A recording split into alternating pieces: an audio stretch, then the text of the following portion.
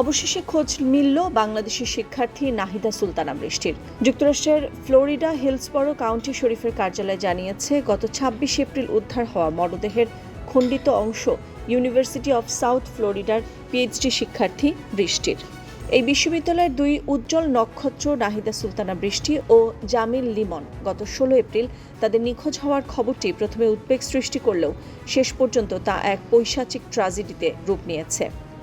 উজ্জ্বল ভবিষ্যতের স্বপ্ন নিয়ে দেশ ছাড়ানো এই দুই মেধাবী পিএইচডি শিক্ষার্থীর অকাল মৃত্যু কেবল একটি অপরাধের সংবাদ নয়, এটি এক গভীর শোক এবং তদন্তকারী কর্মকর্তাদের জন্য এক রহস্যময় চ্যালেঞ্জ।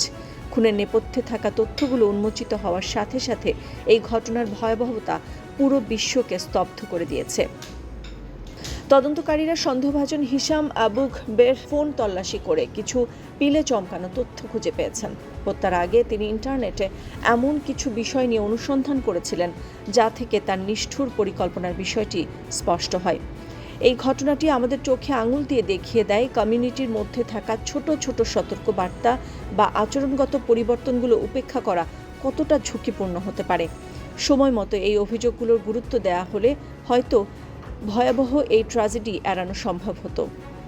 বিদেশে উচ্চশিক্ষার জন্য পাঠানো আমাদের মেধাবী সন্তানদের নিরাপত্তা নিশ্চিত করতে সমাজ ও রাষ্ট্রের দায়িত্ব আরও কতটা বাড়ানো প্রয়োজন।